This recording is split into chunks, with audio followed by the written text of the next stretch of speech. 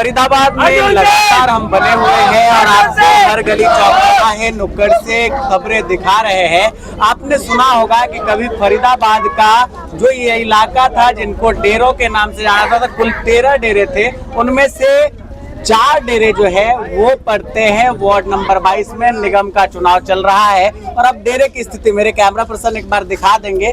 पहले से बेहतर जरूर हुई है, जहां झुग्गियां हुआ करती थी लोगों के घर बन गए हैं, लेकिन परेशानी यहाँ पर ये है कि इनको अभी भी मूलभूत सुविधाएं नहीं मिल पा रही है, जिसका ये चुनाव है। और यहाँ से एक प्रत्याशी इस बार तीर कमान लेकर आए हैं, जो कह रहे हैं कि मैं अर्जुन के तरह बीजेपी और कांग्रेस दोनों का किला भेदने का काम करूंगा और यहाँ के जनता के विकास में, यहाँ की उन्नति में दिन रात मेहनत कर जो है प्रयास किया जाएगा कि यहाँ की उन्नति हो। अर्जुन जी तीर कमान के लिए प्रचार जी और सभी प्रत्याशियों के लिए प्रचार कल शाम में थमने वाला है। पूरा घूम चुके वार्ड, जनता का प्यार आशीर्वाद मिल रहा है। एक तो ये कि भाई, चाहे आपने खुद कहा कि पानी माफिया है, टैंकर माफिया है, तमाम तरह की चीज धड़ल्ले से चलती है। अब आखिरी समय में किस तरह की उम्मीद कर रहे हैं? भाई ये जो हमारे वार्ड नंबर 22 की जनता है वो इन लोगों से त्रस्त हो चुकी है, जो बांटने की, भटकाने की और लोगों का शोषण करने की राजनीति करते हैं, उनसे त्रस्त हो चुकी है और वो बदलाव चाहती है।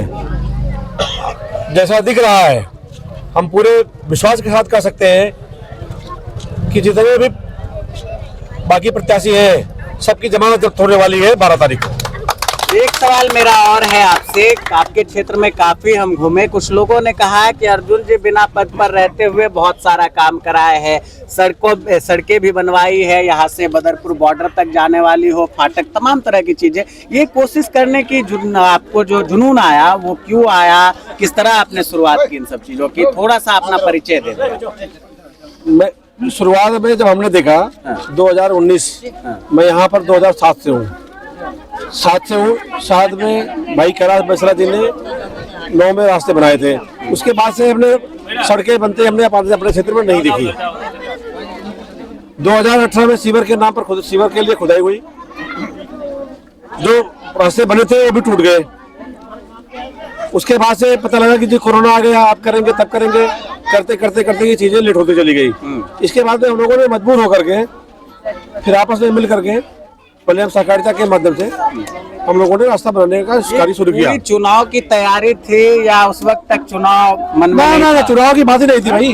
हम पहली बात तो जहाँ जिस कॉलोनी में रहते हैं उसको हम बेहतर बनाए, चुनाव का तो कोई मतलब नहीं था। जब हमने काम किया उसके बाद में लोगों ने कहा कि जी आप चुनाव लड़ो, और लोग जो है आकर के नहीं आप लड़ो मैं बोला भाई कोई बढ़िया आदमी उसको लड़ो। अब तो चर्चा जनता में भी हो गई है, टक्कर पार्टी वाले किसी की होगी तो अर्जुन सिंह से होगी।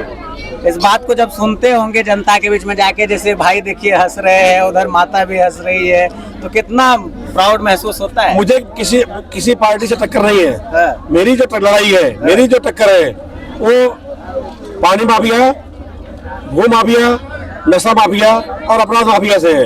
कोई पार्टी से किसी प्रत्याशी से टक्कर नहीं है। हमारी ये जो माफिया लोग है ना, हमारा टक्कर इनसे है। 5 साल काफी होगा क्या? जनता अगर जिता देगी तो ये जो सड़क यहाँ तो देख रहे हैं कि हम बनी हुई है, गलियों में ऊपर खाबर पे आप भी चलते होंगे, काफी होगा काम? बिल्कुल काफी होगा, अगर इच्छा शक्ति हो काम करने के लिए तो 5 साल बहुत होता है। 5 साल में बदलाव करने के लिए बहुत होता है। बिल्कुल 7 साल का इन्होंने आश्वासन दिया है जनता को।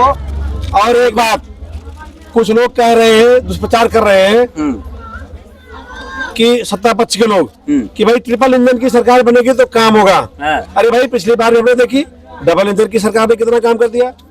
भाई काम इंजन की सरकार नहीं करती है, काम जो वहाँ का प्रतिनिधि होता है वो करता है।